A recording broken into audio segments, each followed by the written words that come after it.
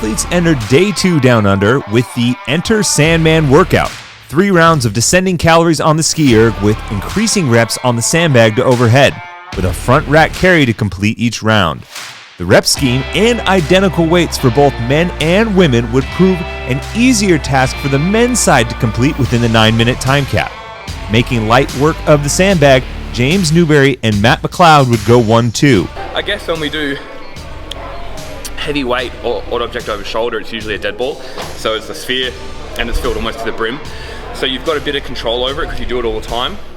Whereas this bag was like sloppy. So if you didn't grab it in the right spot, it kind of made it heavy on the way up and then a bit awkward getting over the shoulder. And then if it didn't land properly, you had to adjust on the way down. And in a workout like this, every second counts. So you're trying to not only pick it up, get it over the shoulder, but make it land well too. So I love it. It's a different implement. We haven't used it before. We haven't done that style of movement with it. So yeah, I'm all for it. On the women's side of the competition, New Zealand's Laura Clifton continued to push the pace in the top heat, but it would be a slow grinding Cara Saunders who'd take the workout in the final few reps. The sandbag just felt really awkward for me. I probably just haven't done anything with a sandbag like that, to be honest. Did you use the handles? I didn't use the handles. I found trying to find the handles was just going to be too much of a fumble. It was kind of a bit too prissy. So I thought I'd just like bend down, scoop it in, throw it over. But yeah, the weight just distributes a little bit differently, and it's just something that I need to play with a little bit more. So it was a little bit awkward sometimes. I got some good ones, some messy ones. You know, and if it was 20 kilos, probably wouldn't have been an issue. But 40's that little bit heavier.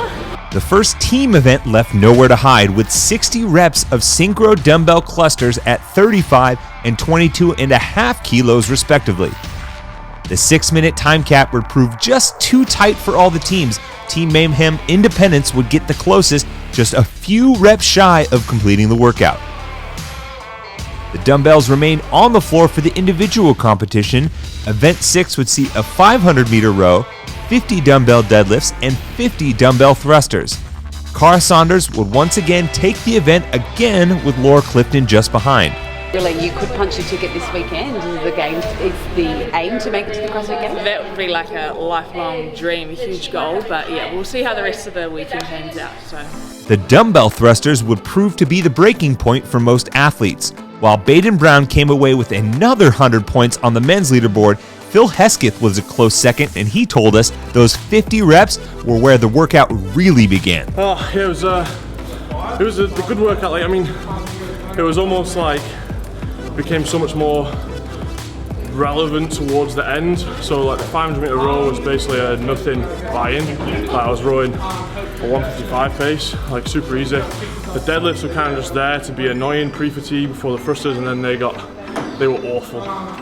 They were really hard. Like dumbbells as well, you can't just like drop and pick it. It's such an effort to like get them going again. So when you get down to like 6s like I was, then it's like mentally like, you know, you've got a lot of sets to go. The individuals would jump onto the rig for Event 7, a front rack lunge into a tough gymnastics combo of deficit parallel handstand push-ups and toes to bar. The standard of handstand push-ups would be a sticking point for some of the female athletes. Not the case for Games veteran Maddie Sturt, who blitzed the final women's heat.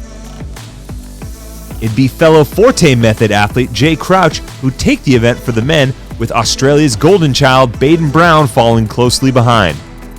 When they announced it, that's the one I was looking forward to for the day.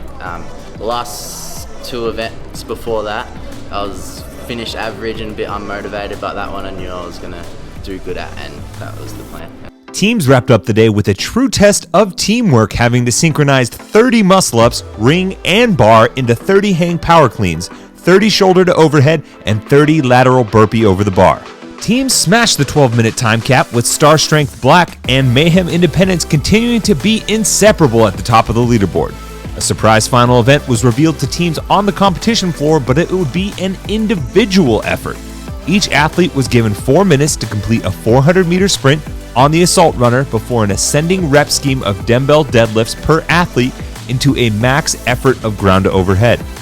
The standings at the end of day 2 mark the halfway point of the competition, although it's still unknown how many events remain. For all the latest updates, be sure to check out Morning Chalk Up website and social media pages. See you tomorrow for Day 3 action.